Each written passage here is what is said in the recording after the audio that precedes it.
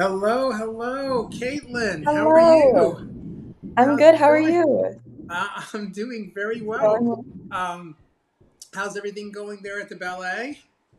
it's going great. Everything's going smoothly, you know. Awesome. You know how it is. Yeah, so if you're watching on Watch Wednesdays, welcome. This is a new series that we've just started just to really connect with our audience and try to bring our audience into what it is that we're doing here at Roxy Ballet. And so, hence, Watch Wednesdays. And it's really, really great to be with you, Caitlin. And I want to thank you for being number one on Watch Wednesdays today. But I also want to tell the viewers and the people that are watching today that the exciting news is that you um, have joined the team at Roxy Ballet. And I am so delighted that you're with us. And I also wanted to invite you to really just share a little bit about who you are and how you came to Roxy Ballet. Yeah. So my name's Caitlin.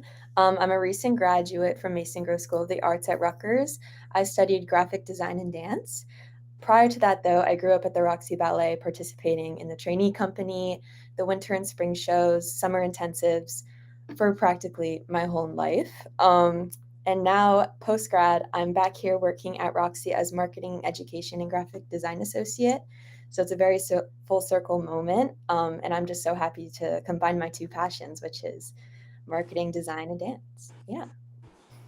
So I wonder if you could tell the viewers how you found the Roxy Ballet, and also if those of you that don't know, the official school of the Roxy Ballet is actually the Mill Ballet School, and the Mill Ballet School was founded also around the same time as the Roxy Ballet, and the Mill Ballet School is actually run by Melissa Roxy, who is the director of the school, and we're really happy to be able to partner with the school, and we have done so for 30 years, and it really is a completely separate entity. And for those of you that don't know, and the mill is directed and run by Melissa Roxy, and hosts an array of dance classes, and there's a quite robust dance community there. And Roxy Ballet is very, very fortunate to,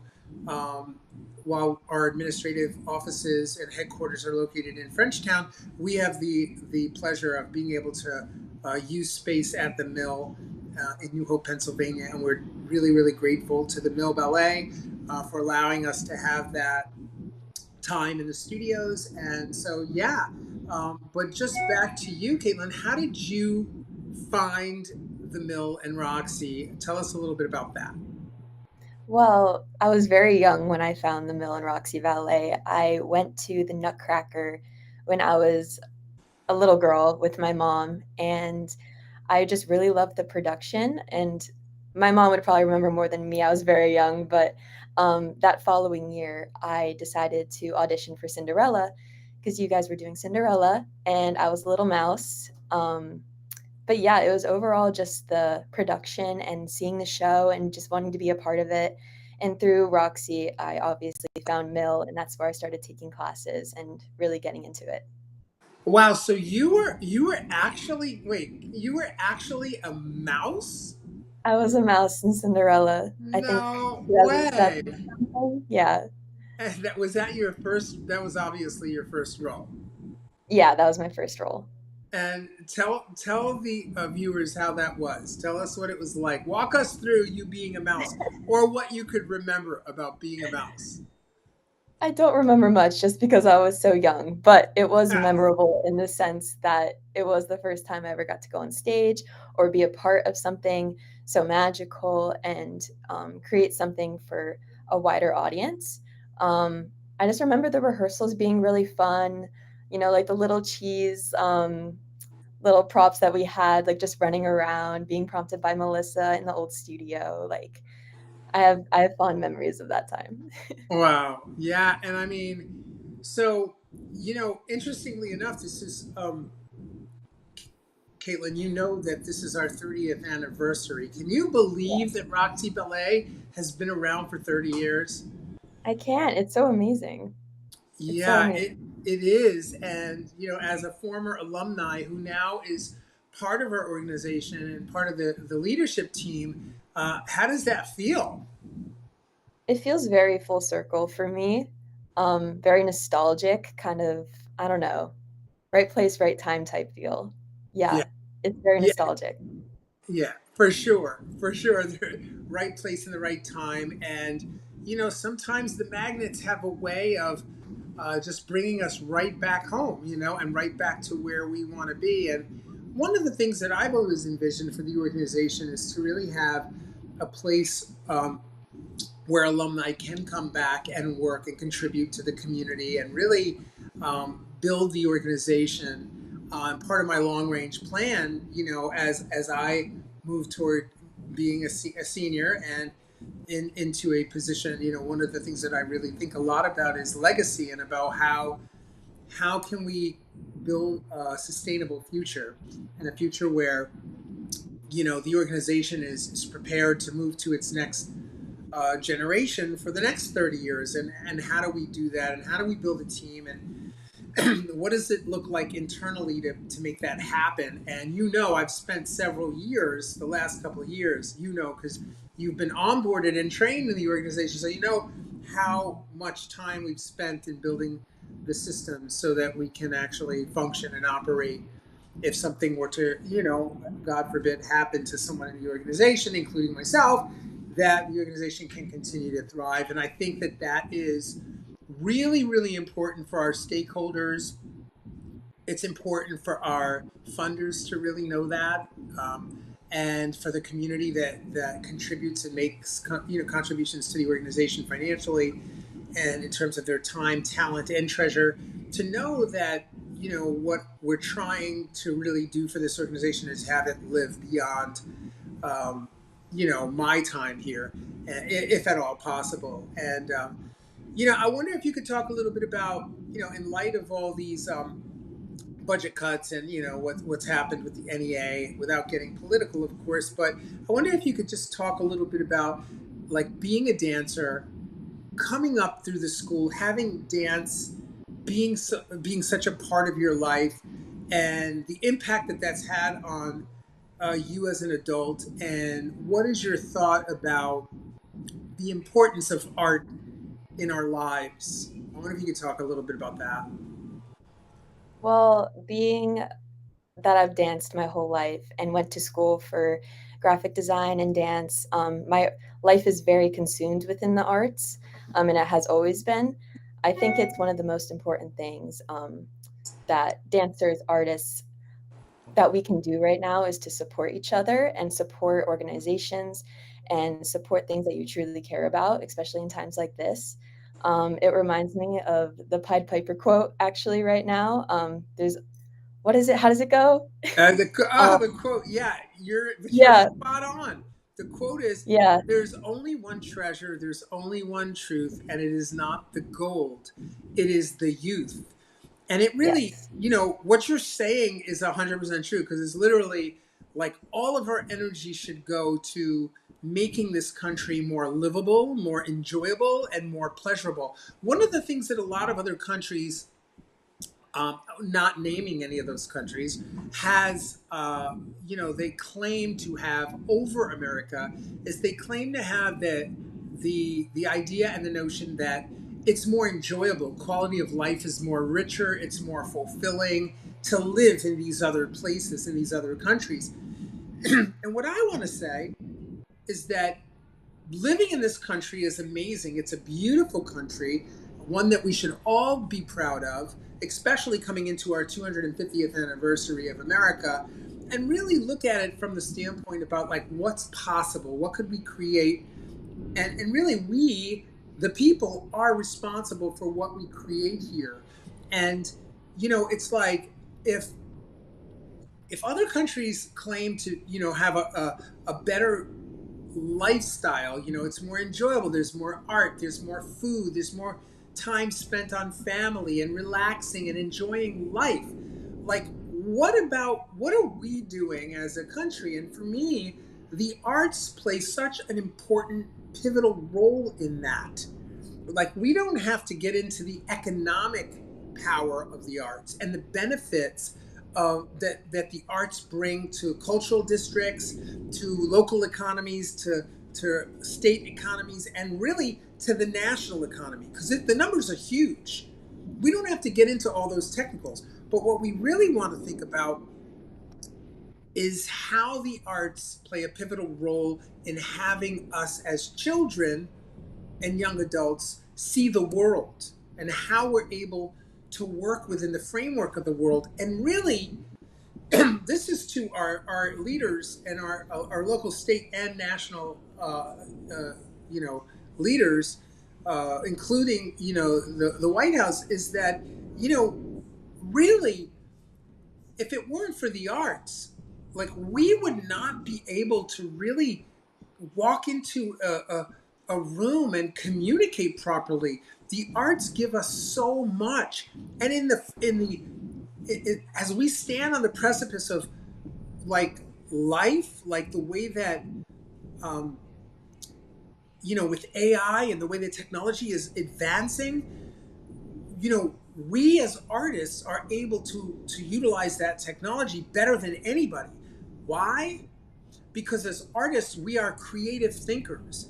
And in order to program AI and in order to work with AI and have AI be a partnership in our existence rather than govern us, you have to have an immensely creative mind to do that. And the arts bring us to that place, and the arts develop our neural pathways and our mind to be able to manage that task. It just becomes so clear to me how valuable the art of dance is in relationship to creating, conceiving, imagining what is possible through AI. And I just say that because we as artists not only lead from that place, but we also lead from a place of humanity and compassion and love for one another and love for this country, and patriotism and all this great stuff. But at the end of the day, I, like you, the arts are a major contributor to my even wanting to be in this country and live in this country, Um, right? yeah, And I'm sure the same is for you. I mean, what are your thoughts about that? I 100% agree with you on every point you made, actually. Um, the arts are the foundation of like what makes, I don't know, even like a human, whether that is like in a personal sense, like you enjoy creating and making, dancing, etc., or you just enjoy watching it, or you enjoy just like the positives it gives you in whatever sense that is for yourself, if that makes sense. It affects everyone overall. And yeah, I agree. No, I can't agree with you more. I mean, I think that I think we really beat that wagon. I mean, we really just beat that wagon. And what I want to say to those of you that are watching, please take a moment to go to our website, which is roxyballet.org, and join our mailing list. If you join our mailing list, we're going to give you a big savings. I think that the team at Roxy Ballet has planned, from what I can see here, it's a Christmas in July special, which is 30% off tickets to the American Holiday Classic Nutcracker. And folks, this is our 30th anniversary. So honestly, you don't want to miss getting that discount. I know you want to be at the show, so get to the show. And yeah, I mean, let us know if there's a way we can help you. But the discount is pretty huge. And by the way, we also have auditions for the Nutcracker, which are coming up on, I believe it's September 13th. Yes. So please, if you're interested in being part of the Nutcracker, this is your big opportunity to audition. Go to www.roxyballet.org and pre-register for the Nutcracker. Sooner is better than later, for sure, as it is our 30th anniversary, right, Caitlin? Yes, 100%. So I also wanted to talk to you a little bit about the Nutcracker, and I wonder if you could just give us a quick little rundown of what we got coming up for the Nutcracker. Yeah, so we have a lot coming up for the Nutcracker. We have a sweets and tea party event happening November 16th, 11 to 2, 11 and 2. It's for little wee ones to come out and just like have a good time.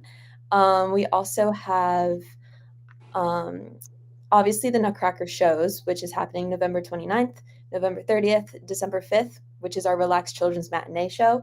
Um, we also have December 6th, December 7th, and also virtual performances available. Um, we also have an alumni celebration, which I'm truly very excited for. It's going to be happening Saturday, the 29th from 6 to 8 p.m. Following the opening night of the Nutcracker. It's to celebrate the 30th anniversary. This party will include nostalgic videos, photos, generational speakers, even obviously dancing and music, as well as cocktails and food. We are currently looking for some alumni who are willing to help us plan this event. It's going to be very great and a great way to reconnect with Roxy and old friends. And yeah, I don't know if you have anything else to say about that, Mark, but yeah. Well, no, I mean I think you hit that pretty well. I Let me see if I can just get us back here in the zone. Um, Yeah, there we are. So yeah, I mean the alumni. What I was gonna say is that being that it's the 30th year, we've already begun contacting Caitlin, contacting all of the alumni. We're looking for Mhm. alumni from every generation from 1995 on to participate in our alumni committee. And as part of that, what we're going to be doing is reaching out to other members of that community that existed during whatever tenure they were here at the ballet. And the celebration is going to take place and it's going to coincide with the Nutcracker performances, and it's going to be quite a big shindig, and we're really, really excited about what's possible there, and we're looking forward to probably one of the biggest celebrations we've ever had. There's going to be lots of activities, lots of fun things to do at the alumni and cast celebration. So not only will the Nutcracker cast be invited, but also alumni from all the generations. So you're going to be very surprised at the special guests that we have and all of the people that will be showing up for that event. And I cannot wait personally. Melissa and So I, excited. yeah, Melissa and I have been talking about it like constantly. Like, who do you think's going to come? And oh my God, what about this person? And oh my gosh, what about that person? And we just keep going down the list of all the alumni. And we remember, like when we were at the Stockton, at the Prallsville Mill in Stockton, New Jersey, and Hmm. we were reminiscing about how back in those days, we were in a one room, giant room schoolhouse, an old linseed oil mill building, and we were able to walk down the road in Stockton because there weren't a lot of traffic. There wasn't a lot of traffic in the area back then. So we took the whole camp and we would walk down the road to Cravings and we would get ice cream. And it was like one of the biggest things. And then we'd come back, we'd do our second afternoon class. Or before we did the afternoon class, we would go down to the river and we would literally go swimming in the river. Like all the kids would bring their bathing suits and we would go swimming in the river. We have photos from those days, and then we come back and we had an outdoor stage. So when it was nice and cool, like a day like today, we would literally go outside and dance on we had a 30 by 40 outdoor stage that we had set up, and we would do performances out there free to the public, and it was just such a beautiful, innocent time, and I really do miss those times, and I miss those students as well. One of which is our current lighting designer, Charlie Jarbo, um, Yeah. who is also from that original era and The treasurer of the board of the ballet is Austin Jarbo, Charlie's brother, actually, and he's also from that era, and Tara Seymour is from that era as well. And it's just really, really amazing to think about all of those individuals. And of course, that Richard and I have a very storied, creative life together for the past 30 years. So, Yeah. yeah, he's the creator of the Pied Piper along with Harvey Shield and et cetera, et cetera. So, Yeah. I wonder if we could talk a little bit about the sensory friendly performance that we have. It's actually a school show and a sensory friendly performance. I wonder if you could just share with the viewers a little bit about that. Yeah, so it's a school show and also a sensory-friendly performance. It's happening Friday, December 5th, at Villa Victoria Theater. Showtime's at 10 a.m. Tickets are $45, but group rates are available. Um, it includes a live pre-show Q&A with the dancers. And as I said before, it is sensory friendly, so there's live sign language interpreter, tactile corner, lowered sound and lights, allowed use of iPads and other electronics for therapeutic use. You can come in and out of the theater as you please, and there's also storyboards for performance plots. So yeah, it's a way to have children who have sensory aspects that they need accommodations to also be able to go with their schools and their other classmates. So it's a really great way to just keep the community together. And yeah, I'm really excited for it. Oh my gosh, I cannot wait. And what about the Nutcracker Sweets and Tea Party? Talk to us a little bit about what that's about. Yeah, so the Sweets and Tea Party is a fun-filled afternoon of sweets, coffee, tea, and hot chocolate. There's going to be characters from the Nutcracker there.